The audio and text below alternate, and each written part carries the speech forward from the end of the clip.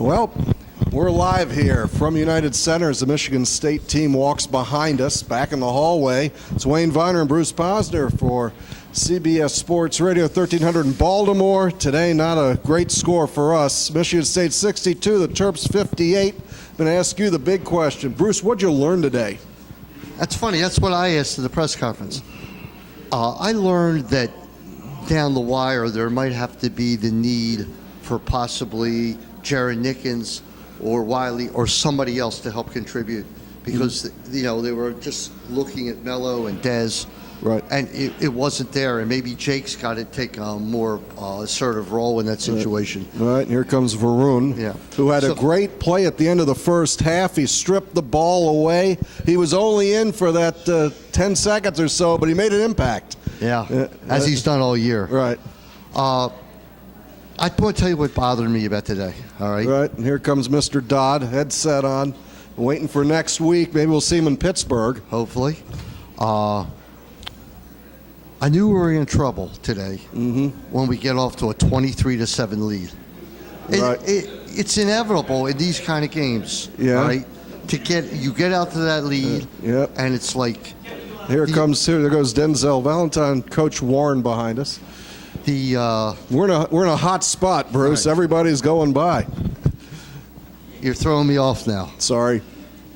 You get off to a lead like that, and come on, you knew that it wasn't going to stay like that. You knew they were going to come back. Right. That was your point, is that sooner or later they'd get started, and they did, and we weathered the storm and punched back. Yeah, we did punch back, and then took an even happened in the second half, and we punched back. Yeah, it got to the point where you started to feel, well, maybe this isn't our day when Michigan State took the lead, lost the lead, then retook it. And it was a matter of a couple possessions, all right? Just a couple possessions or a couple threes. Mello had 1 3 going in and out. Pack had 1 3 going in and out. Yeah, I was sitting down on the baseline. Lehman had an open three, a little long. Several plays that just didn't go our way. But your point about needing to have a more set-up third option really came into play today. Yeah, I think that they did a great job on Dez. They did a great job on Mello. And, please, everybody, please don't talk about the 2 calls. I mean, I've already been texted to the end. Right. All right, it's just part of the game. We lost the game, and there's not much you can do about it. Smotrich seems to be playing better and better. Though much better. He missed a couple big shots, but so be it. He was open. He had to take them. Well, I like what they're doing and playing him as a bit of a point forward and getting him out and trying to stretch the defense to cover him. And when they did, and especially in the first half, he hit those threes. He had a mid-range jumper when the game was on the line.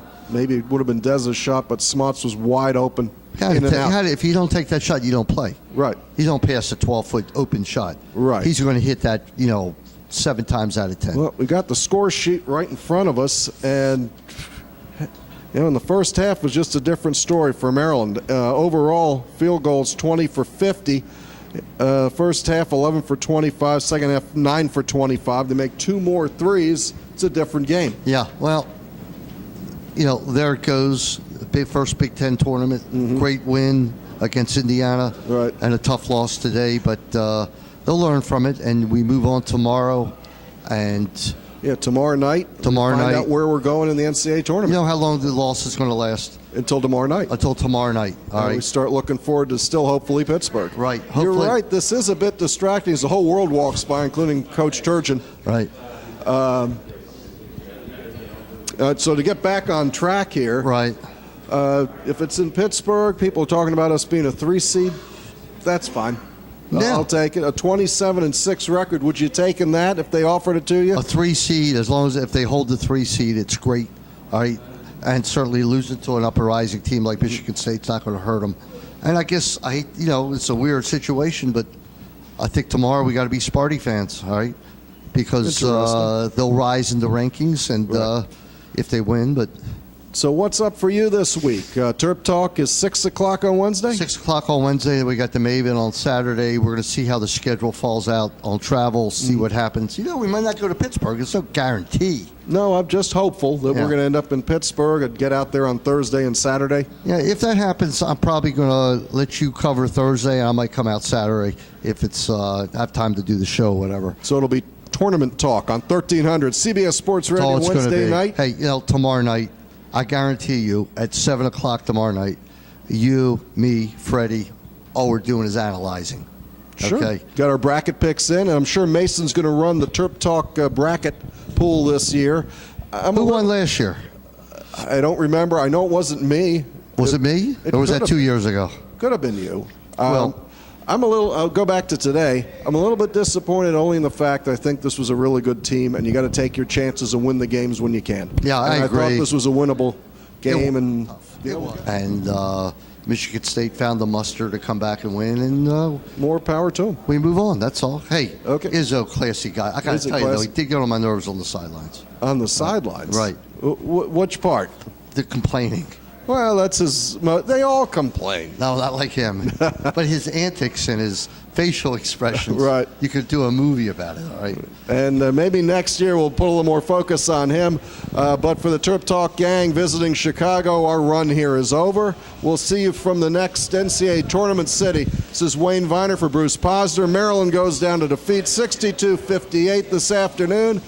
Bruce, say goodbye. Goodbye, Wayne. Goodbye, everybody. And all this will be posted. I'm going to be a little bit behind, but everything will be on tomorrow for sure. All right. Good afternoon. We hit Terminus!